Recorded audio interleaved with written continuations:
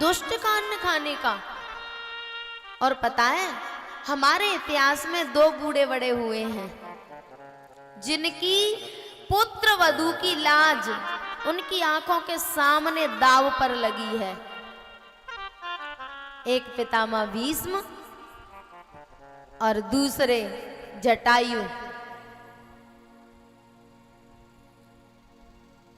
सीता जी जटायु की पुत्र वधू थी, राम जी जटायु के पुत्र थे, और इधर पितामह भीष्म के सामने द्रौपदी।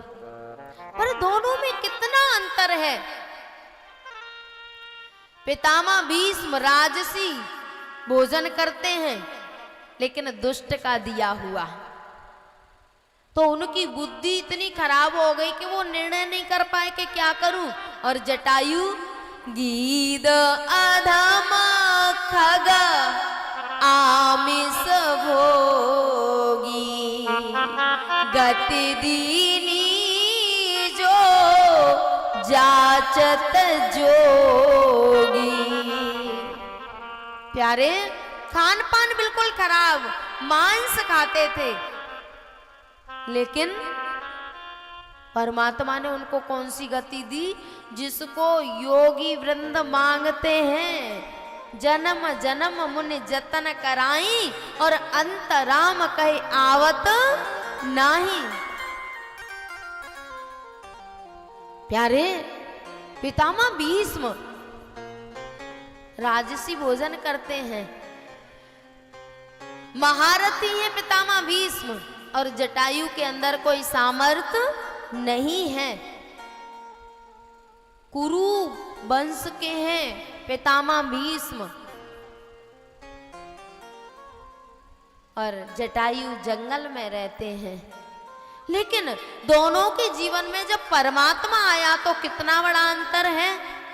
पितामह भीष्म के पास भगवान गए ना तो उनके सिर की तरफ जाके खड़े हो गए, सामने नहीं गए।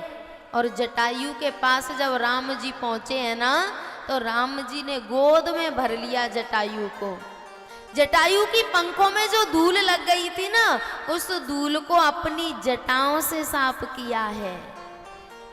बार बार प्रभु पंख सवारी जटायु की दूरे जटान सुझारी।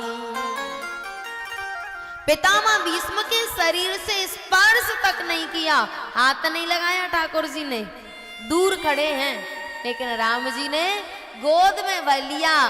तात थोड़ा सा धैर्य धारण करो, मैं आपको बिल्कुल स्वस्थ कर दूंगा। जटायु ने कहा राम अब मैं स्वस्थ होके क्या करूंगा।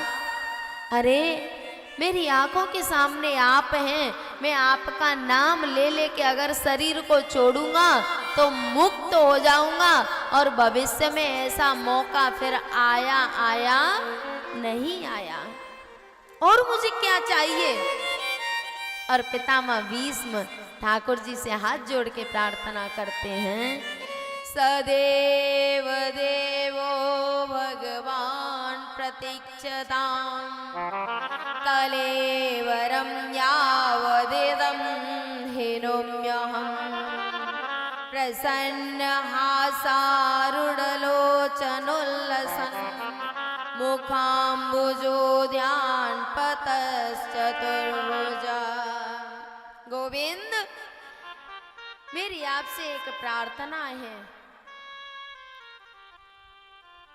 जब आप युद्ध करते थे ना, जब युद्ध हो रहा था ना, तब आपके चेहरे पर पसीने की बूंदें दिखाई दे रही थी, बालों पर धूल के कण, और आपने प्रतिज्ञा की थी कि मैं शस्त्र हाथ में ग्रहण नहीं करूंगा। महाभारत में तो रहूंगा लेकिन शस्त्र ग्रहण नहीं करूंगा। और मैंने भी प्रतिज्ञा कर ली थी कि आज मैं कृष्ण को शस्त्र ग्रहण करवा कर ही रहूंगा। आपने मेरे लिए अपना वचन तोड़ दिया और मेरी प्रतिज्ञा की लाज रखी। आपने रथ का पहिया हाथ में ग्रहण करके और मेरी तरफ दौड़े गुस्से में। वो छवि मेरे हृदय में बस गई है और कृपा करके आप मेरे सामने खड़े रहो और मैं उसी छवि का चिंतन करते करते अपने प्राण त्यागना चाहता हूं। उत्तरायण का समय हो रहा है।